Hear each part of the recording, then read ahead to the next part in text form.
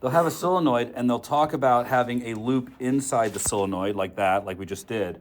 But they'll also talk about having a loop on the outside of the solenoid. And it's often the same question. Obviously, they can't rotate this loop. So to generate a flux, they'll do something with the current. So they'll have some current that's in the solenoid that is some function. Like we saw yesterday, something maybe like this, or maybe, something like that. Some functional current that's making a change in the magnetic field. And I'll ask what the induced current is in the larger loop. It's not particularly hard, but under these circumstances, the radius of the solenoid will matter now because your flux can only include where the magnetic field is, and the magnetic field is just inside the solenoid. So they'll play around with that a little bit. There is a flux because we still have a loop and we have a magnetic field passing through that loop. And if there's a change, that will generate an EMF. So, don't be thrown off by something like that. Just be careful that the only place that you can have any contribution to an EMF is any place where there's actual magnetic flux. So this area out here would contribute nothing because there's no magnetic field passing there. It's only passing inside the solenoid. So you'd use the radius of the solenoid in that circumstance. Giving you the radius of the solenoid is often a distraction. And you need to be careful about that because remember, the magnetic field inside an ideal solenoid is considered to be uniform. It doesn't depend on the radius of the solenoid.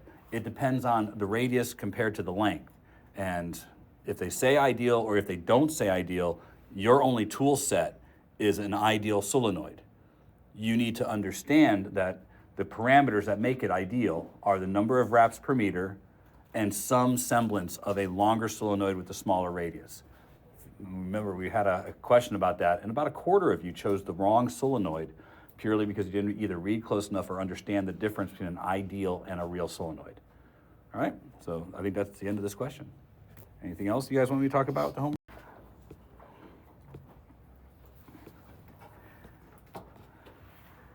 So region of space with a magnetic field. I'm just gonna make that whole region red, and we'll say that this is our region of space where the magnetic field exists. And it doesn't matter, but we need something here. So let's just go ahead and say that the magnetic field is into the board. I have to come up with something, right? And it doesn't really tell us. So we'll say into the board.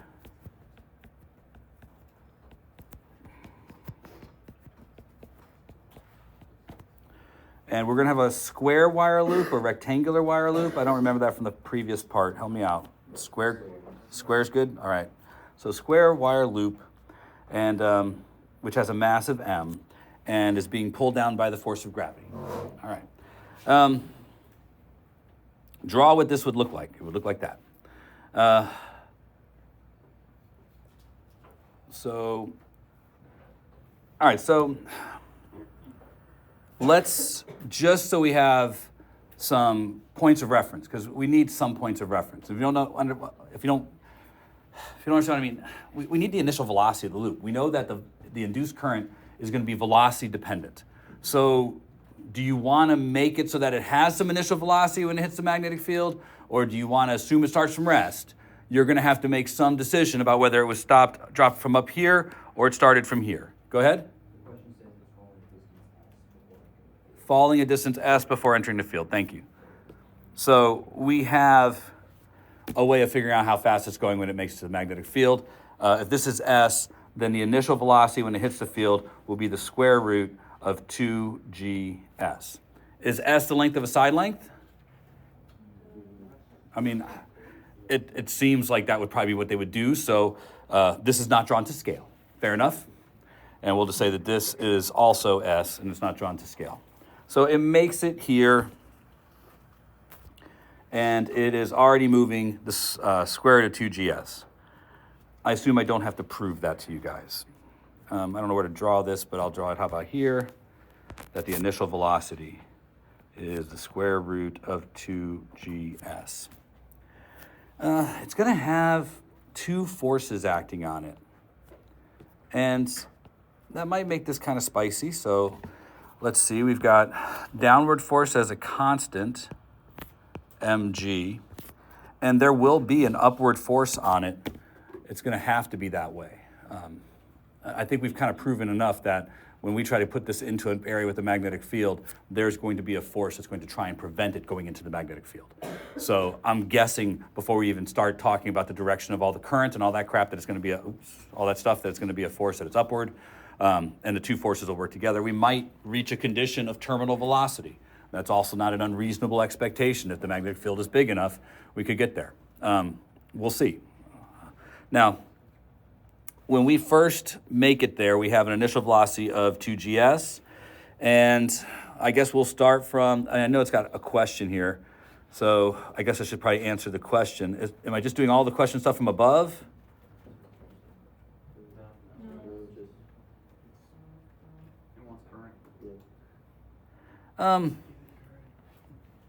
They've really made it easy for us, because they say it's going to be, the force upwards is going to be equivalent to the weight downwards.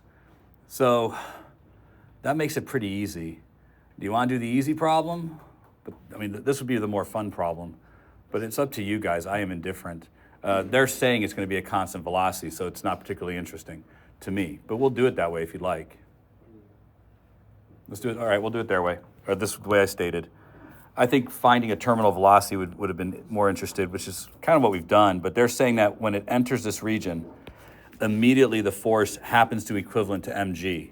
So our net force equals equals 0. I said mg, but equals 0, which means ILB equals mg, but L is the size of the wire, so ISB equals mg.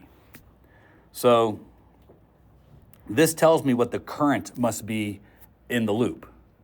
It has to be based on this. So it's not really, there's no question mark in this problem, so we're just drawing what it would look like, right? And I guess we could figure out what the magnetic field would be that would cause this to move at a constant velocity. There's no question mark, so I guess that's what we'll do. So I must have styled this after something that was on the exam. But we'll go ahead with it. When it first goes in there, there's a change in flux. There was no flux, and we are creating a flux that is into the board. It wants to counteract this by creating a magnetic field that opposes the change. So the direction of the current will have to be to create a magnetic field that is out of the board. So using my right-hand rule to create something out of the board, I'm going to have a current that is counterclockwise. This whole portion of the loop is being exposed to a magnetic field that is into the board. The loop is going to generate a current because there's a change in flux. The direction of that current is to oppose this change in flux, which means it has to oppose a magnetic field that is into the board. So it will generate a current that creates its own magnetic field out of the board. Or if you don't like that, there's a wee little positive charge right there. And he's being shoved downwards. And based on the right-hand rule, he's going to experience a force that is to the right. You can still do this, right? I mean, this is where we started. So he's going to be pushed that way. Take your pick. Just answering your question as best as I can. All right. So, there's nothing very exciting about this problem. I guess we can say that the magnetic field that's in this region of space is equal to mg over is, or we could say that the current generated in the loop is equal to mg over bs, whatever they really are asking for. That's going to be one of those two things. So this would be the current generated in the loop. Those are our choices. We don't even have to do Faraday's law on it because we have other things that would help us find it. Now, we could do Faraday's law and find the relationship between I and B or something like that if you'd like, but just another way to generate an EMF is to drop this thing into the loop. A more interesting question would have been to let the force not be constant, and then you would have to deal with a velocity that is also not constant. That would generate a differential equation that would have to be solved. That would probably show the loop increasing in velocity until it reached the terminal velocity, which would be when F and mg are the same. They've not asked questions like this, but they could. There's nothing outside of our curriculum that would prevent them from asking a question like that. So, two rails.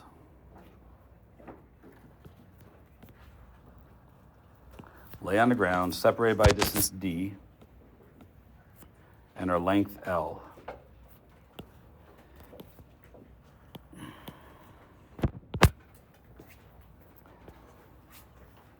Length L, separated by distance d. All right. There is a potential difference of delta V between the rails.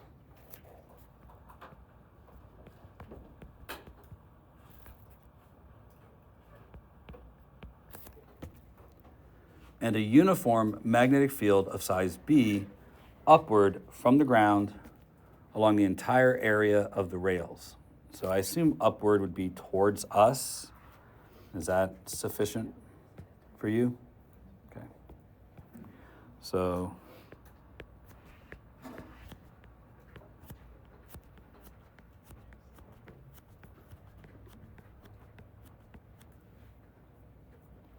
a small conducting slug of mass m and resistance r is placed across the rails. The rails themselves have very little resistance. Draw a picture of the arrangement and derive the speed of the slug as it exits the rails in terms of the quantities given. Assume there is very little friction between the rails and the slug. All right, so I drew all this not really knowing what direction the slug would travel. We should probably consider that because it's supposed to exit the rails. I would, it doesn't really matter, but I would assume it'd go I'd want to design it to go the opposite direction of where the potential difference is, so I don't run into my potential difference. But it doesn't really matter; it's just a problem, right? So let's work real quickly to figure out the direction of the force on this slug based on what we've drawn so far. The current would be downwards based on this diagram. So using ILB as my preferred direction to talk about, this would be a force in this direction. So I'm just going to take my voltage supply and just move it to the other side so that it's being shot off that way there. This won't affect the direction of the current, but at least I'll be going off the end of the rails if you're trying to actually make something that would do this. So there we go. So there's very little friction, so it's going to go from here to there. I don't need to draw that. Okay, this is, I would probably do work energy. I think that's going to be the best way to go. So work is going to be force times the displacement. And because there's no changing force over the length of the rails, this will be a constant force, so I don't have to integrate. And this is going to equal the change in kinetic energy. And this will tell us how fast it's going when it leaves the rails. Now, we'll have to do it different when there's friction, but for this one, we can do it pretty straightforward this way. They didn't say, did they give us something? Okay, mass capital M and resistance R. Excellent. So let's start by figuring out how big this force is. That force is going to be based on IL cross B. In the case of this problem, I is going to be delta V over R. Just used Ohm's law there to come up with I. L is going to be the separation distance of the rails, D, and then B for the magnetic field. Any question on where I picked up any of those? Right, this is the force, and it's a constant. So this will be delta V times D times B times L all over R equals 1/2 mv squared, where this is the final velocity as it exits the rails. So if we're looking for the actual velocity, speed, just solve that for v final and take the root. I think we're good there, right? So then repeat, but in the second version, assume a coefficient of friction of mu between the slug and the rails. Okay. Let's try it again. The force will be delta V times D times B over R. That's still there. However, I have to subtract the force of friction. Force of friction is mu times the normal force, or mu mg. Assuming the rails are level, and they did say that they were level and on the ground. So I'll put minus mu mg. This is still the net force acting on the rails. One force to the left and one force to the right, times the total distance of the rails, L. This also has to equal 1/2 mv final squared. It's not any more than that, but yay. Not that you guys do, but this mu mg would have to equal mc delta t for the slug and the rails. This is the amount of heat energy being developed, and this would tell you how much a change in temperature of the rails or the slug is. You do this enough, you can figure out whether you're going to melt the rails or you're going to melt the slug. And that doesn't sound like much, but if you're actually trying to make a rail gun, that's a real issue with what you do with the extra heat dissipation. MC delta T, though, not from us. That was from chemistry, honors chemistry, by the way. So MC delta T. Of course, you could also figure out what the latent heat of fusion is and figure out if it melts them or not. You know, there's lots of things you could do there. But this energy that's going away, it goes somewhere, and it just goes into heat. We'd say heat, but that's not arbitrary. Back when we taught this, which was just a couple of years ago, we taught that you would have to do this next to figure out actually how hot the rails would get based on one slug going across the rails. And then the new temperature takes over, so every slug heats the rails up even more. So you have a finite number of slugs you can actually shoot before you've melted the rails. They just want to know if the speed of the loop increases, decreases, or stays the same. Out here, there is no force, so nothing happens to the loop until we first start to breach the area with the magnetic field. The moment we breach the area with the magnetic field, the loop will be slowing down the entire time because it's experiencing a force until the entire loop is in the field. When the entire loop is in the field, suddenly there'll be no force on the loop and no EMF produced by the loop. So the loop will continue on at whatever lower velocity it has until it reaches this portion of the loop. When it reaches this portion of the loop, an EMF will again be generated as we drag the loop out of the field. It will slow down the loop even more until it's traveling at its slowest when it comes back out of this region. Now, I did not do any of the right-hand rule stuff or anything like that, just common sense. Not very common and may not make sense to you, but if you're going to generate an EMF in that loop, that energy comes from somewhere, and it comes from the velocity of the loop.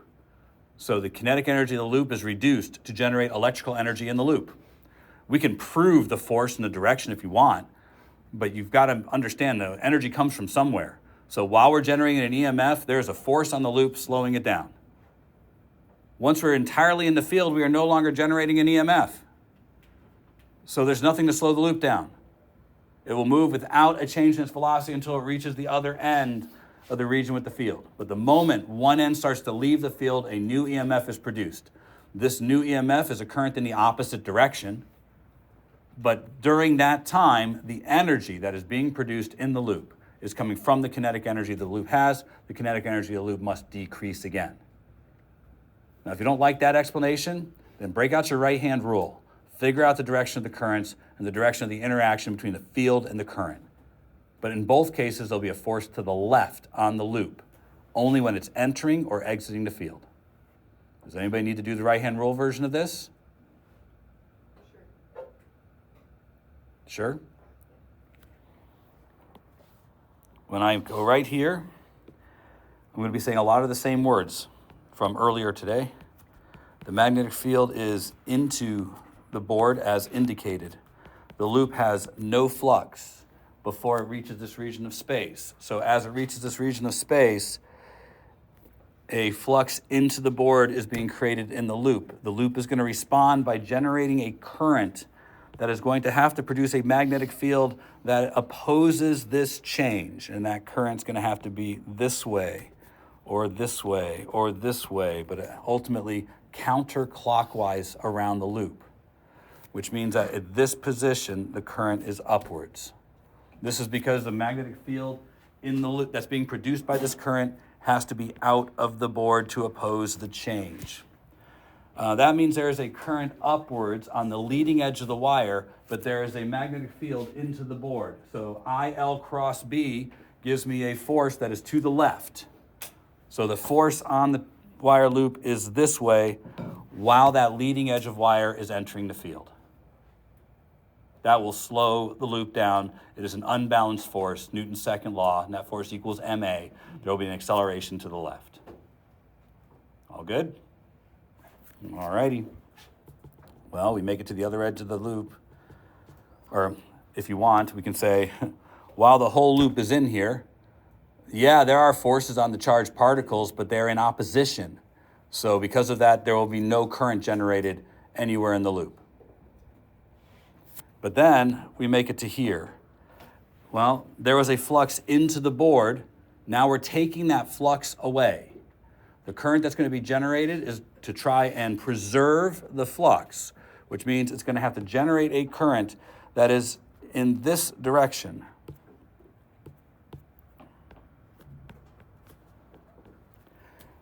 Because it wants to create a magnetic field that is into the board. Well, that means there'll be a current this way on that trailing edge wire based on ILB. That will be a force that direction again.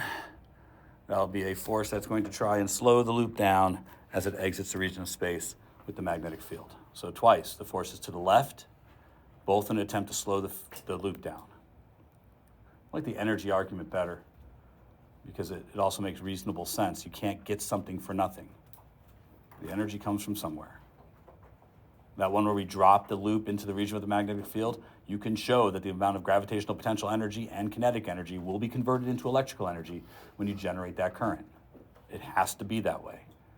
Just like when we did the other problem with gravity in it, we were able to show that the amount of potential energy that we had in the bar when it made it to the region with the space is still got to be the amount of energy you have when the loop is brought to rest. All of that has to work out.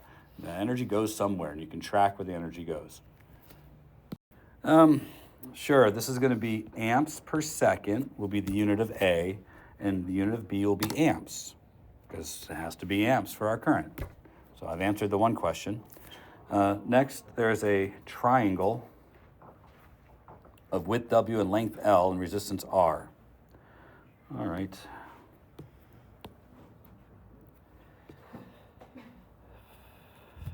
I don't know which is supposed to go where, so. Left to right? All right. All right, and it's the distance L away. Okie doke. Not drawn to scale.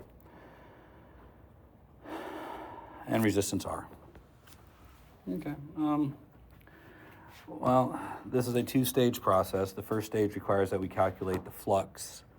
So to calculate the flux, I'm going to make a small rectangle inside my big rectangle, and I'm going to say my small rectangle has length dr and width w. Yes, dr. I can choose any variable I want. And since my expression for the magnetic field is probably going to be related to r, because you guys were expected to memorize that the magnetic field around a current carrying wire looks like that. Seems to make reasonable sense. I use dr as a small distance in the r direction. Is that okay? That's the only reason I chose it. Would you like to choose a different letter? Yeah. Okay.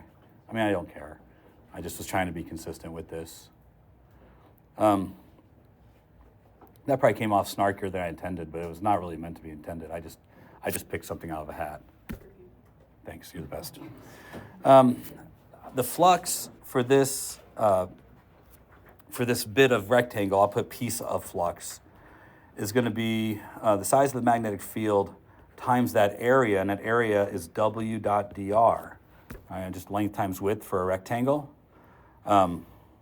If I want to get the entire flux, well, then I would probably have to put in an expression for the magnetic field.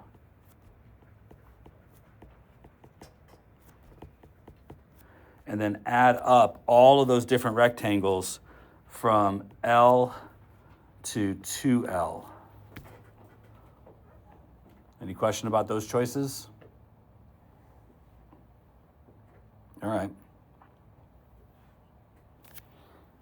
Didn't the other one have D and 2D? Wasn't that it? Okay, so we're really talking exactly the same. Just want to make sure I'm not going crazy. This means that my flux will be mu naught I over 2 pi and the integral of 1 over r dr from L to 2L. And W, sure. Thank you. This is my total flux.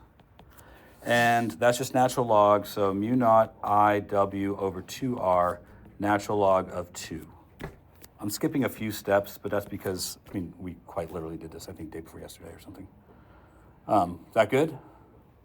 That's the flux, but I have I in there, but that's okay because the current is not changing with respect to the area. So I just put a placeholder in there. But to actually figure out what the EMF produced is, well, I have to put in the expression for the current because it is changing with respect to time, and I'm taking the derivative of the flux with respect to time. So we'll do that over here. My EMF will be minus the rate of change of the flux with respect to time. That will be minus d dt of mu naught W AT plus B. I'm out of space over there, so we'll just slide that a little bit there. Times natural log of 2, all divided by 2 pi. I think that's everything, right? The only thing that changes is the what's inside here. The B disappears, and I'm left with an A when I take that derivative with respect to t. So my EMF will be minus mu naught W A natural log of 2, all divided by 2 pi. That's a constant.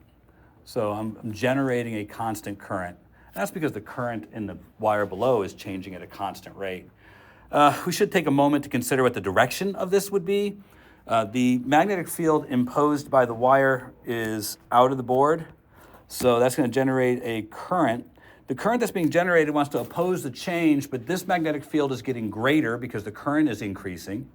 So that's going to generate a current in the loop that has to be into the board to oppose the change. That would suggest a current in this direction.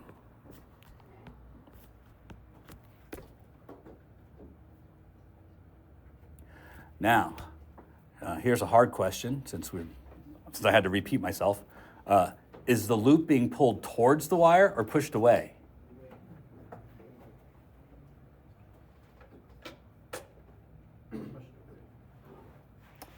Do like currents attract or do unlike currents attract? Like currents attract. Unlike currents repel. The unlike currents are closer than the like currents. So the larger force will be a force pushing them apart.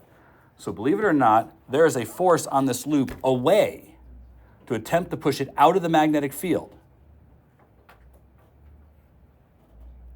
Hadn't talked about that before, but it's got to be there. So more or less, you try to generate energy using this, and nature tries to stop that. Like anything else, nature opposes change. That's happening here too. It also is because the two magnetic fields aren't lined up. You know that if you try to push two magnets together that aren't lined up, they try to push each other apart. Well, we have one magnetic field that is out of the board and a new magnetic field being created that is into the board. Those things are in opposition and they will push each other apart. Right? It's got to work this way. Think of it the other way. If it pulled them together, that would cause a greater change in flux because the magnetic field would be increasing. And that would generate more current. Does that seem like the way the universe works? So I didn't record any of that, but we've talked about this one a whole bunch. But anyways, the force on the bar while it's being dragged across the magnetic field. I think it was more interesting to talk about the force being the only force acting in the system, and then it's slowing down because that generates a differential equation, which was kind of fun to solve. This one, probably more reasonable for what you could be asked on a test. But you know, there's not a whole lot of interesting mathematics here. Is that okay? All right. Perfect.